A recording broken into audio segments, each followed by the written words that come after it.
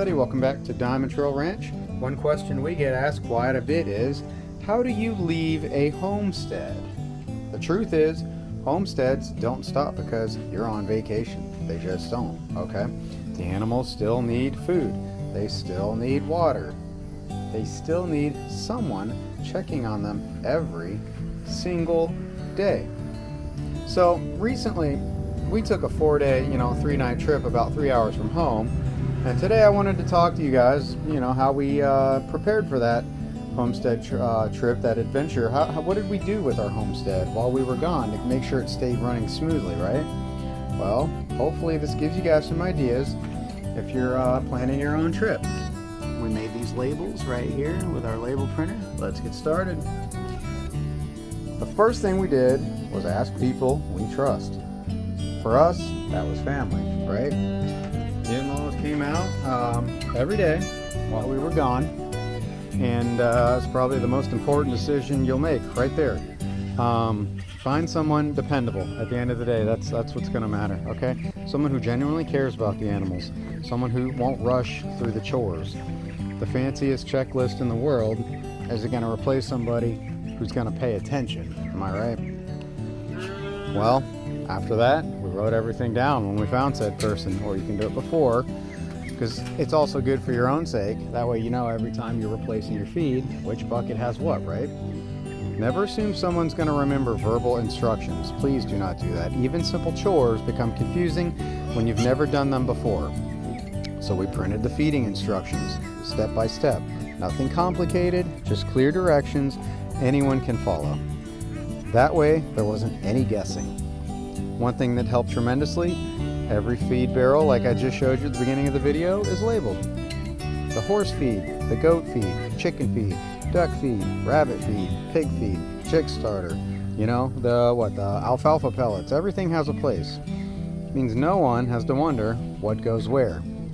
Organization saves mistakes. We also created a feeding order that has to be done. Instead of saying feed whoever you want first, given a simple outline. Look at that. Minnie is cleaning Arnold's ears. That's too cute. Man, that's too cute right there. That's funny. We got a new book, a children's book out on Arnold. You guys should check it out. Arnold and Bean in their quiet place. It'll be in the description of this video. So you don't tell them to feed whoever they want first. That's just not going to fly. Okay? You give simple routine and you say, hey, start here, then go there, then here. This is our doe queen, by the way. Her name is Bambi.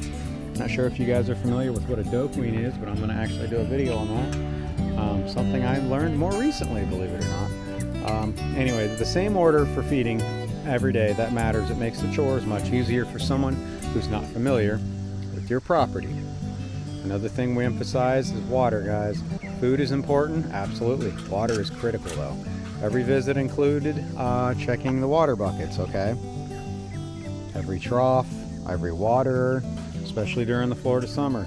I see comments, letting us know that we are absolutely blessed for said trees, and I couldn't agree more. We are truly blessed.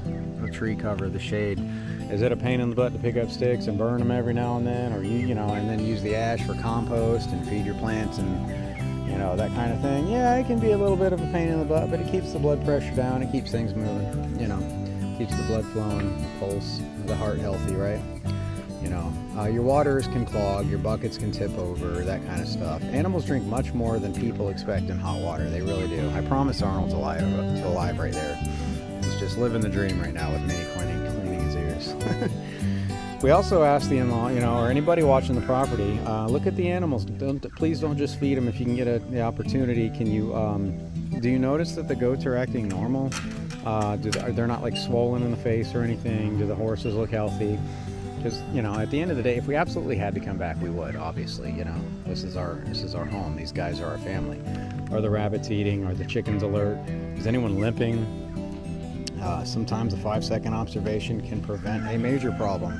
We noticed that with Dolly. I don't see her out here right now, but she actually had coccidia. Just a quick I think I see her over. Yeah, she's over there on the fence line. I'm sorry, not coccidia. She had tetanus, and you know what? She survived. We were able to intervene fast enough in time, and she's here thriving like it never happened. Guys, that's really hard to do with tetanus. So anyway, walk that fence line. I tell them, walk the fence line, please. It doesn't take long. It takes a few minutes around the perimeter. It can let you know if there's any big fallen branches. Obviously, I mean, we have some serious trees, right? A few minutes around the perimeter can let you know. Are there any loose boards like the one over there? Gate that wasn't latched. We use these clips here. I don't know if you can see. We use these clips on the gates. It helps prevent, I'll show you right here, right? Because the animals are really smart and they will nudge these things. And the goats especially, and our big dog Bruno, they will use that and end up in the front yard. So, you know, any fresh diggings, they can see if there's any storm damage while you were gone. Best time to catch the fence problems is before the animals discover the fence problems, okay? We also made sure that people watching the property knew the routine for our dogs, right? When they needed to go outside, what did we do, you know? And when they came back in, where their food is for the dogs. Little details matter. The more predictable your routine is, the less stressful it is for both your animals and the person helping your property. Make it simple, stupid, right? I don't know if you guys have heard that phrase before. You don't need to overcomplicate the animals. They're really not that complicated. You know, they've been doing it for a long time. Feed, food, water, shelter, they're fine, okay? Leave emergency contact information, your vet, you know, a trusted neighbor, your phone number, right? Someone who can help if something unexpected happens. Hopefully they'll never need it, but it's much better to have it and not need it than the other way around. And I'll say, you know, if possible, if you could leave them extra feed, extra bedding, extra supplies.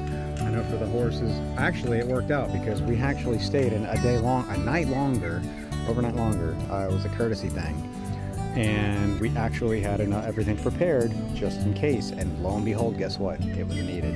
So don't leave somebody scrambling because the feed barrel's almost empty. Make sure all your barrels are topped off. That's too funny, man. Minnie is like grooming, cleaning Arnold the whole time here. That's so funny.